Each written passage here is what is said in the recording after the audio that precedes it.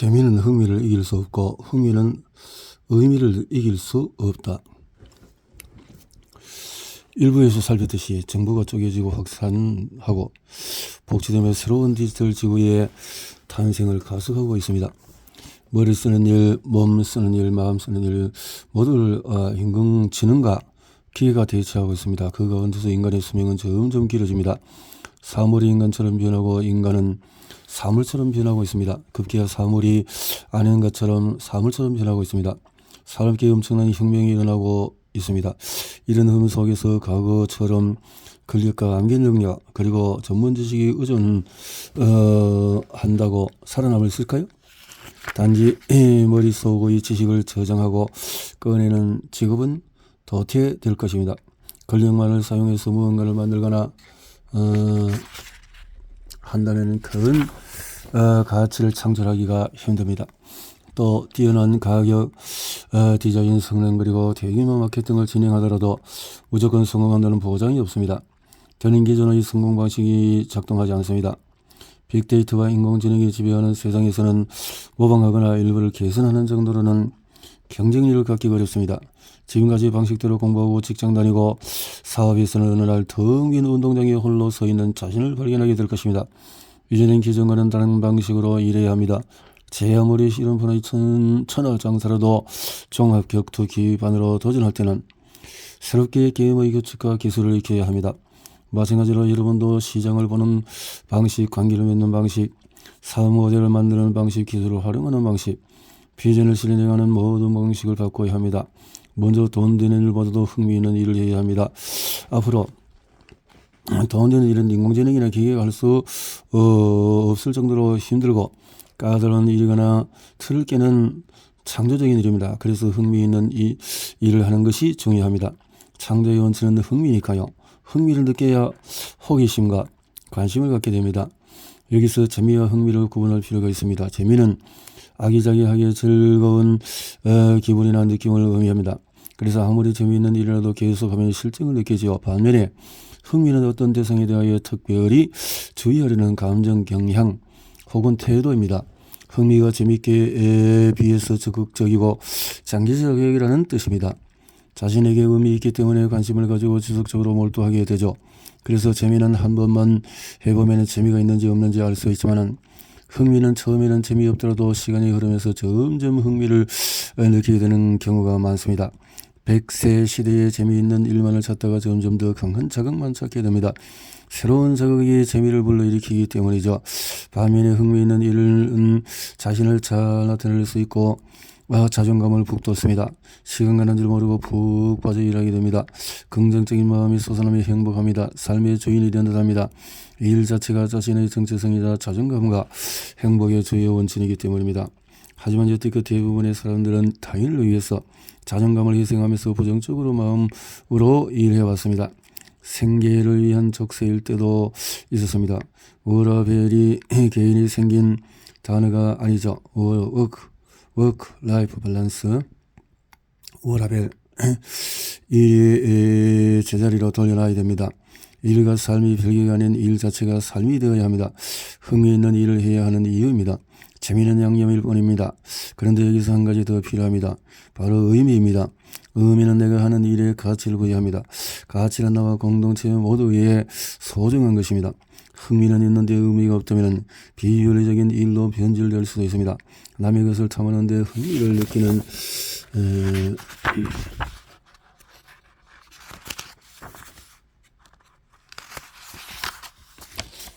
사람이 할 일은 쉽게 침적이 가죠. 나를 대표하고 자존감을 북돋으며 몰입할 수 있는 일, 여기에 나와 공동체에 의미가 있을 때 비로소 우리는 그 일을 사랑하게 됩니다. 눈을 뜨면 다가올 일에 설레며 행복합니다. 기쁜 하루를 맞이하게 됩니다. 우리가 취직이 아닌 창직을 해야 할 또 다른 중요한 이유입니다. 새로운 직업을 만들어내는 것은 새로운 도전과 기회로 가득 찬 신세계에 들어서는 것과 같습니다. 기존에는 존재하지 않았던 수많은 사업 기회와 새로운 직업이 쏟아져 나올 토대가 갖춰지고 있습니다. 이 기회를 어떻게 잡아야 할까요? 제2, 제3의 커리어, 창직을 하라고 해서 지금 당장 직장을 그만두고 새로운 출발을 하려는 뜻이 아닙니다. 지금 직장을 다니면서 다른 무언가를 다른 방식으로 준비해야 한다는 뜻입니다. 그 무언가는 또 다른 커리어입니다. 커리어는 사전적인 의미로 어떤 분야에서 겪어온 일이나 쌓아온 경험을 뜻하죠. 과거에는 커리어가 하나이거나 많아야 두 개에 불과했습니다. 한 분야에서 평생 커리어를 쌓고 은퇴하거나 은퇴 후에 제2의 커리어를 쌓는 경우입니다. 그런데 은퇴 후에 전혀 다른 분야로 제2의 커리어를 선택한 경우에 상당한 난관에 봉착할 가능성이 큽니다. 한 대기업 임원이 은퇴 후에서 5에서 10억 원의 퇴직금을 받았다고 가정해 봅시다. 그는 멋진 레스토랑을 차립니다. 지인들에게 나는 은퇴 후에도 이런 멋진 일을 한다고 해서 과시라도 하듯 와인바를 만들고 럭셔리하게 컨시어지 달린 멤버십 서비스도 합니다. 대기업에서 쌓아왔던 인맥만 총동원해도 충분히 운영이 가능할 것처럼 보입니다. 하지만 대부분 2년도 채 넘지 못해서 가게를 날립니다. 나는 이런 경우를 너무나 많이 봐왔습니다. 기존 커리어와 관련도 없고 준비도 미흡한 뜬금없는 창업은 실패 확률이 높습니다. 그래서 우리는 직장을 다니면서 제2, 제3의 커리어를 설계해야 합니다. 세상은 앞으로 계속 세분화되고 전문화되고 기술 발달 속도는 인간의 능력 발전 속도를 능가할 것입니다. 세상의 변화에 총각을 곤두세우고 월급보다도 일 자체에 대해서 더 고심해야 합니다. 일의 방향을 바꿔라. 불확실하고 급변하는 시장에서 지속할 수 있고 확장이 가능한 커리어를 설계하려면 크게 세 가지를 바꿔야 합니다. 일의 방향과 일의 방점, 그리고 일의 방식을 새롭게 하는 것입니다. 먼저 내 일의 방향이 시대의 흐름에 맞는지 살펴봐야 합니다. 아무리 안정적이고 높은 수준의 급여를 받는 일이라도 일의 방향이 틀리면 머지않아 곤란의 상황에 부딪히게 됩니다. 지금 하고 있는 일이 곧 인공지능이나 기계로 대체될 수 있는 일이라면 방향을 바꿔야 됩니다. 새로운 분야에서 커리어를 쌓기 시작해야 한다는 것입니다. 여러분들이 방향을 바꿔야 할까요? 어떤 분들이? 한국직업정보보고서에 따르면 가까운 미래에 인공지능이나 장비로 대체될 상위 10가지 직업은 다음과 같습니다.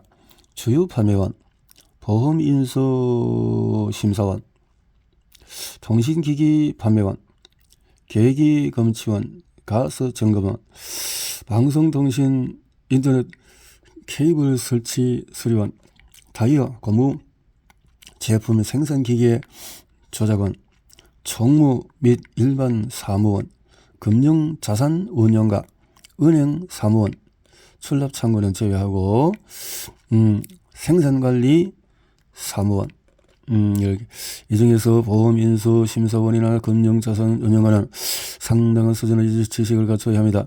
은행 사무원 역시 일정 수준 이상의 지식과 경험이 필요합니다.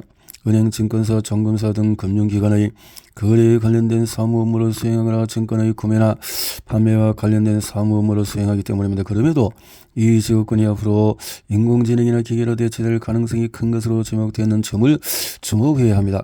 해외는 옥스퍼드 대학의 프레이 교수와 오스본 교수의 보고서인 고용의 미래가 가장 유명합니다. 이 보고서에는 자동화 기술 발전으로 20년 이내에 현재 직업의 47%가 사라질 가능성이 크다는 무시무시한 전망을 해놨습니다. 아래가 일자리 소멸 가능성 큰 목록입니다. 가로 안의 점수가 1에 가까울수록 소멸될 가능성이 높습니다. 텔레마케터, 스포츠 심판, 계산대 캐시어, 전화 교원, 자동차 엔지니어, 회계감사, 소매업자, 이발사, 제빵원, 버스 택시기사, 부동산 중개사, 선원 항해사. 만일 여러분이 이와 같은 일을 하고 있다면 일의 방향을 전환하는 작업에 착수해야 합니다. 그리고 당장 기존 직장을 버리라는 뜻은 아닙니다. 안정적인 소득원을 두고 두 번째, 세 번째, 심지어 네 번째 커리어까지 생각하고 준비해야 한다는 의미입니다. 제일 바보 같은 좋은 이화로 적성에 맞지 않는다면 과감히 사표를 쓰고 새 일을 찾아라입니다. 축구 선수가 다음 주에 종합 격투기 링에 오르는 것과 같습니다. 지금은 본업을 유지하면서 다른 분야의 커리어 시스템을 차근차근 만들어야 합니다. 지금까지의 이야기를 듣고 이거 N적으로 이야기 아닌가? 잡너? 라고 생각하는 분도 있을 겁니다. N 잡너는 2개 이상의 복수를 뜻하는 N과 직업을 뜻하는 러가 합쳐진 시인적으로 본업 외에도 1개 이상의 부업을 하는 사람들을 일컫습니다. 현재 직장인 10명 중에서 3명이 1개 이상의 부업을 하고 있는 N 잡너라는 조사가 있을 만큼 이미 부업은 일상화되었습니다. 하지만 은퇴 후에 50년을 더 살아야 할 세상에서는 배달, 대리운전, 음식점, 서빙 등과 같은 단순한 부업을 미래 설계를 위한 수단으로 삼아서는 안됩니다. 이런 부업들은 곧 인공지능, 기계 등으로 대체될 것이기 때문입니다. 부업이 아닌 이 상호의 커리어를 만들어야 합니다. 그런 그 방법을 알아볼까요? 그런 커리어를 만들어라. 이렇게 되어지네요. 자, 커리어 시스템 구축하는 법은 안정적인 커리어 시스템을 구축하기 위해서는 제일 먼저 할 일은 자신이 하는 일의 방향을 점검하고 바꾸는 것입니다. 일의 방향을 바꾸려면 가장 먼저 해야 할 일이 있습니다. 군대를 다녀오신 분은 알겠지만 0점 조준이라는 것을 합니다. 0점 조준. 얼굴형이나 시야가 다르게 조준할 때 간음자의 조정 이치를 그 차이를 해소하는 처음 몇 발은 총과 내 시야를 일치시켜서 내가 보는 대로 총알이 나가도록 조정하죠. 그래야 목표를 정확히 맞출 수 있습니다. 일 역시 0점 조준이 필요합니다. 사람마다 관심사의 재능이 각각 다릅니다. 각각의 특성에 맞는 일을 하기 위해서 간음자를 조정해야 합니다. 내가 지금 하는 일이나 새롭게 쌓고자 하는 커리어나 내 자신의 목적, 비전, 역량을 일치시키는 것입니다. 0점 조준에 성공하기 위해서는 먼저 일의 3가지 속성을 이해해야 합니다. 원하는 일, 잘할 수 있는 일, 해야만 하는 일. 대부분의 직장인은 내가 해야만 하는 일과 잘할 수 있는 일에 중첩되어 있습니다. 그래서 생계를 유지하고 있는 것이죠. 여기서 내가 잘할 수 있는 일이 중요합니다. 만일 내가 해야 하는 일과 단지 내가 할 수 있는 일이 겹친다면 그 일은 언제 다른 사람으로 대체될지도 모릅니다. 대표적으로 대리운전이나 배달 같은 일입니다. 부족한 월급을 메꾸기 위해서 많은 직장인들의 부업에 뛰어들고 있습니다. 방금 말한 대리운전이나 배달도 하고요. 요즘에는 도보 및 자전거 배달도 인기입니다. GS25가 운영하는 도보 배달 서비스 우리 동네 딜리버리는 초기 1000명의 가입자가 2년에 지난 2022년 8만 명대로 80배나 불어났습니다. 그래서 경쟁도 치열하고 임금도 낮습니다. 직업을 폄하할 의도는 전혀 없지만 해야만 하고 할 수 있는 일의 대부분은 이렇게 단순 육체적인 노동의 특성이 강합니다. 여기서 차별화를 두려면 내가 해야만 하고 내가 잘할 수 있는 일을 찾아야 합니다. 그래야 탄탄한 생존 시스템을 만들 수 있습니다. 최근에는 온라인 부업도 성행하고 있습니다. 수익형 블로그 운영이나 해외 구매 대행 등이 그것입니다.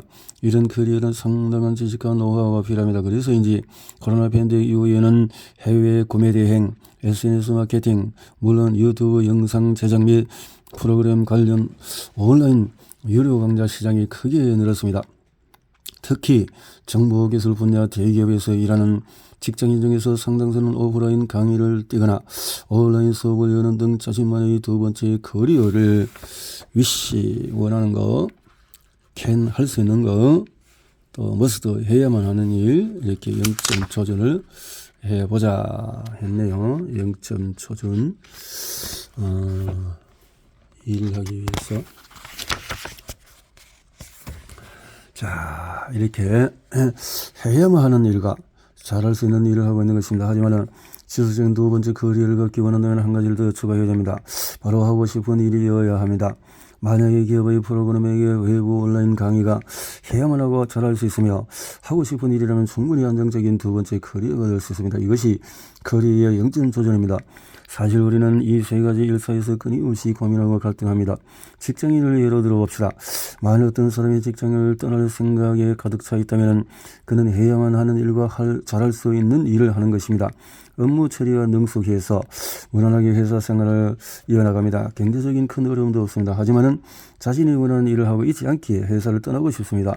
반대로 잘할 수 있는 일과 원하는 일을 하는 사람도 있습니다. 대부분 예술 문화계 통해 종사하는 분들입니다. 자신들이 재능이 있고 원해서 들어설 선 길이지만 대개는 수입이 너무 적습니다. 밤새도록 작업해도 손에 몇 푼밖에 쥐지 못합니다. 가난한 예술가들은 해야만 한 일에 약합니다. 통계상 국내 예수인 연준 중에서 10명 중에 7명은 한 달에 100만 원도 벌지 못합니다. 생계유지가 힘든 수준이죠. 이런 예술인에게 가족이 있다면 그는 반드시 해야 할 일을 하지 못하고 있는 것입니다. 가장 큰 문제가 되는 경우는 해야만 하는 일과 단순히 할 수 있는 일을 하는 것입니다. 생계 때문에 억지로 직장에 다니기는 하지만 누구나 한두 달 정도만 인수인계를 받으면 할 수 있는 일을 합니다. 특히 N 장르의 일이 여기에 해당하는 경우가 많습니다. 배달이나 대리기사, 음식점, 서빙 등은 한 달이 아니라 며칠만 인수인계받아도 업무 수행에 큰 지장이 없습니다. 더불어 업무 속달에 시간이 걸리는 일까지도 사라지고 있습니다. 최근 주 52시간 근무제가 확산하면서 기업은 인공지능을 적극적으로 도입하고 있습니다.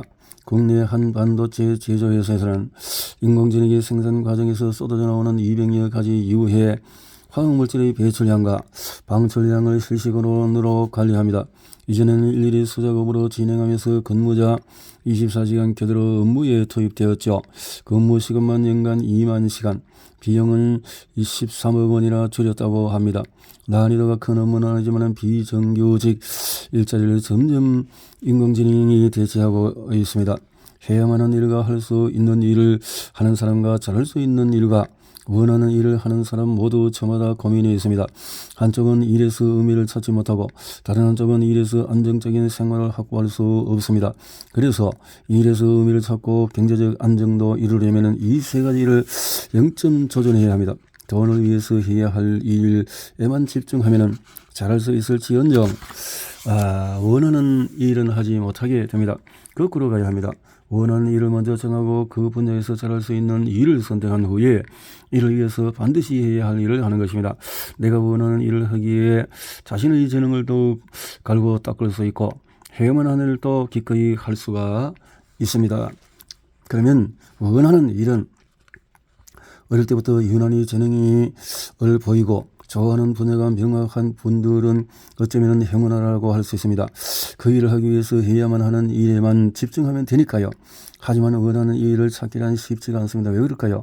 우리가 어떤 것을 사용할 때 눈에 보이는 상품을 곧바로 구매하지는 않습니다.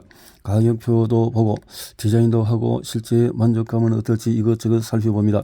일도 마찬가지입니다. 내가 진정 원하는 일을 찾으려면 먼저 여러 가지 일들을 살펴보고 해봐야 합니다. 그래야 자신이 원하는 일을 고를 수가 있는 법이죠. 하지만 현실은 그렇지 않습니다. 우리는 어린 시절부터 오로지 좋은 대학, 좋은 직장을 목표로 교육을 받아왔습니다. 지금까지 좋은 대학이란 한마디로 연봉을 많이 주는 직장에 들어가기 위한 자격증 같은 것이었습니다. 좋은 직장이란 돈도 많이 주면서 복지 혜택도 풍성하고 정년 은퇴까지 꾸준히 안정적으로 일할 수 있는 직장을 뜻했죠. 그래서 우리는 원하는 일이 아닌 원하는 돈을 위해서 공부해왔습니다. 그런데 한번 생각해 봅시다. 돈이란 누구나 원하는 만큼 가질 수 있는 것이 아닙니다. 한정된 자원입니다. 무한정 가질 수 있는 것이라면 빈부격차가 없었을 것입니다. 돈이라는 자원을 놓고 서로 경쟁할 수밖에 없는 구조입니다. 이것이 자본주의 사회입니다. 따라서 돈이라는 자원을 차지하기 위해서 시합을 해야 합니다. 그 시합이 바로 시험입니다. 시험이 무엇이죠? 사전에서 살펴보면 재능이나 실력 따위를 일정한 절차에 따라서 검사하고 평가하는 일입니다. 그렇다면 지금까지 재능이나 실력 따위를 평가하는 이 시험의 기준은 무엇이었을까요? 바로 얼마나 다양한 지식을 머릿속에 그대로 복제해 넣었느냐입니다. 암기 능력이 시험의 기준이었습니다. 암기란 있는 정보를 그대로 머릿속에 입력하는 것입니다. 교과서나 참고서에 있는 정보와 머릿속에 있는 정보가 일치할 때 정답이라고 부르고 일치하지 않으면 오답이라고 하죠. 틀린 답입니다. 우리는 학창 시절부터 정답이라는 거대한 존재에 짓눌려서 살았습니다. 오답은 재능의 부족이요 실력의 부족이었습니다. 정답이 돈을 벌게 하는 열쇠였고 오답은 인생의 패배자를 암시했습니다. 우리가 해야 할 유일한 일은 바로 정답을 맞히는 일이었죠. 우리가 원하는 일, 잘할 수 있는 일은 무엇이 해야 되고 일만 강요받았습니다. 이제 왜 우리가 원하는 일을 찾기가 그토록 힘든지 이해가 가시나요? 내가 생각하는 진정으로 원하는 일이란 살아가는 기쁨을 만끽하게 해주는 일이라고 생각합니다. 이런 일을 할 때는 노동자가 커지며 맑아지고 짜세가 바롭습니다. 말도 빨라지고 동작이 커집니다.